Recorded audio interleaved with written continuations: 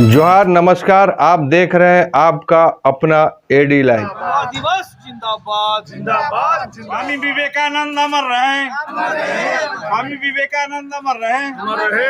युवा दिवस जिंदाबाद जिंदाबाद जिंदाबाद। युवा दिवस जिंदाबाद जिंदाबाद। जो मंदिर के व्यवस्थापक हैं उनसे आग्रह है, लेना संभव नहीं है, लेकिन अलग अलग जगह वोटर्स यूनियन के धन्यवाद और कोटि प्रणाम कि हम सबों में विवेक जगे और आनंद। कृष्ण बंदे जगत करो हमारे यूनियन को चलाने वाले लोग हैं, हम लोगों के बीच में लाया है और संयोग से ये भगवान की योजना है कि सुबोध बाबू, इंजित भाई और तमाम लोग, अरविंद बाबू यहाँ बैठे हुए हैं। झारखंड सरकार द्वारा सभी घरेलू विद्युत उपभोक्ताओं को महीने में 100 यूनिट बिजली फ्री दिया जा रहा है। महीने में 100 यूनिट फ्री बिजली पाने के लिए आपको अपने घर में बिजली मीटर लगाना अनिवार्य है। अगर अभी तक आपने अपने घर में बिजली का मीटर नहीं लगवाया है तो आज ही अपने बिजली कार्यालय से संपर्क करें और अपने घर में बिजली का मीटर लगवा लें। बिजली का मीटर लगने के बाद आपको हर एक महीने 100 यूनिट फ्री बिजली उपलब्ध कराई जाएगी। यदि हम कर्मरत रहते हैं, कर्म को महत्व देते हैं, जिसको अंग्रेजी में बोला जाता है डिग्निटी ऑफ लेबर, शिल्पियों का इनके मन में कल भी और आज भी। सबसे पहले हम बोलेंगे, आज भी स्वामी विवेकानंद का वाणी और उनका सोच प्रासंगिक है। आज भी हम उसका वाणी और दिखाया हुआ पथ से चलेंगे तो हमारा सभी समस्याओं को निदान मिल जाएगा। इसीलिए स्वामी विवेकानंद आज भी प्रारंभिक है। एक्चुअली कुछ आदर्श है जो शाश्वत वो सभी काल के लिए, सभी जगह के लिए, सभी देश के लिए। स्वामी विवेकानंद ऐसा ही आदमी था। हम चाहते हैं हमारे सब युवा पीढ़ी, शिक्षार्थी उनको जीवनी पढ़े, उनको जाने और अपना रास्ता आपको मिल जाएगा। जय। मंदिर में लगा कितना गौरवान्वित हो रहा है। सुनिए, ये तो प्रतीक है। एक बार आके स्टैचू में आके सभी को एक बार सोचने पड़ेगा ये कौन है, इनका क्या वाणी है, इनका क्या सोच है।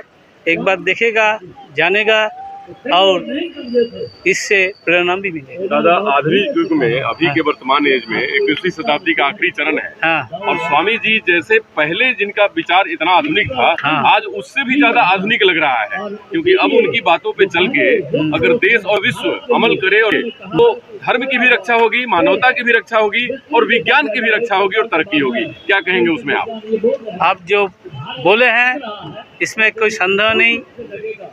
हमारे सभ्यता, हमारे आदर्श, हमारा जो 5000 साल का, उससे अधिक का कम नहीं होगा, परंपरा चले आ रहा है। इसीलिए आज भी हम इन लोग के दिखाए हुए रास्ता में सब समस्या समाधान मिलेगा। स्वामी विवेकानंद आज भी। सभी लोग ध्यान देंगे, जिनका जिनका बिजली का बिल बाकी है उनका कनेक्शन विभाग द्वारा अभियान चलाकर काटा जा रहा है। अगर आपका भी बिजली का बिल बाकी है तो इसे जमा कर दें, अन्यथा विभाग द्वारा आपका कनेक्शन भी काट दिया जाएगा। अगर आपका बिजली का बिल ज्यादा बाकी है और एक बार में पूरा भुगतान नहीं कर सकते हैं तो आप किस्त में भी अपने बकाये बिजली बिल को जमा कर सकते हैं। तो कनेक्शन कटने का इंतजार ना करें और आज ही अपने बकाये का।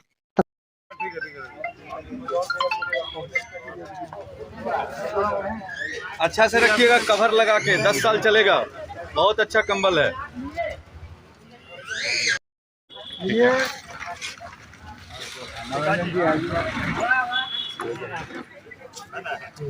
दुर्गा जी, सबसे बड़ी बात कि ये भारत जो है युवाओं का देश है और आज के दिन जो राष्ट्रीय युवा दिवस है, भारत के ऋषि मनीषियों का ये मानना है कि भारत का प्रत्येक युवा में स्वामी विवेकानंद की झलक मिलनी चाहिए।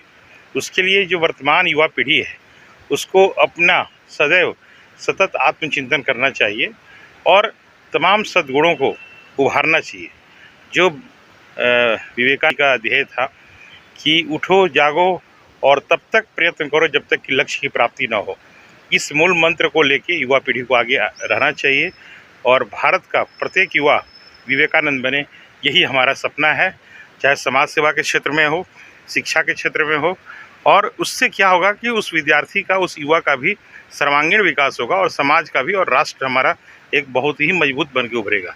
यही आज यहाँ पर स्वामी विवेकानंद का मूर्ति भुवनेश्वरी मंदिर में लगाया गया है। जी क्या संदेश देना चाहते हैं और कितना महत्वपूर्ण था ये जी। सबसे पहले तो इसका जो जिसके दिमाग का ये मुख्य उपज है, माननीय श्री सरयू राय जी, जो कि जनजन के नेता हैं इस झारखंड के, बल्कि वो राष्ट्रीय स्तर के नेता हैं।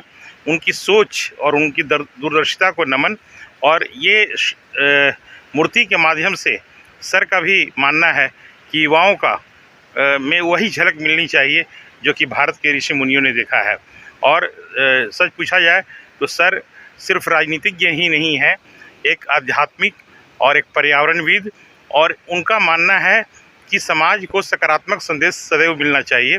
इस मामले में वो पूरे अभी तक कि अपने राजनीतिक करियर में सिर्फ सकारात्मक राजनीति का को प्रेरित किए हैं और उनसे बहुत कुछ सीखने को मिलता है हम लोग को। माननीय विधायक जी का सोच एकदम स्पष्ट है और उन्होंने ये जो मूर्ति स्थापित की है ये प्रसन्नचित्त ध्यान मुद्रा में, माने युवा सोचे और मुस्कुराते हुए सोचे और अपने लक्ष्य की प्राप्ति के लिए आगे बढ़े। और इस क्षेत्र में जो दोनों तरफ जो खाली ज़मीन है उसमें हेरिटेज निर्माण करने के लिए उन्होंने, उनका सोच है कि जन सहयोग से, जन भागीदारी से इसको हम बढ़ाएंगे ताकि एक भव्य स्वरूप यहाँ दिखे और पूरे झारखंड का एक स्थल बने और लोगों के लिए ध्यान केंद्र के लिए एक माध्यम बने। यहाँ रॉक गार्डन का पहले बनाएंगे, उसमें विधायक जी जैसे बोले हैं कि यहाँ रॉक गार्डन ही बनाएंगे और जो ये है पत्थर है नेचुरल रहेगा, उसी में रॉक गार्डन को बनाते हुए डेवलप करेंगे यहाँ का। कितना दिन लग जाएगा इसमें साल भर लगेगा कम से कम। खूबसूरत बनेगा, खूबसूरत रहेगा, देखने लायक रहेगा और मतलब विश्व में अच्छा लगेगा, देखने लायक। विधायक जी को धन्यवाद देना चाहेंगे कि इतना बड़ा जिम्मेदारी हमारे ऊपर सौंपे हैं।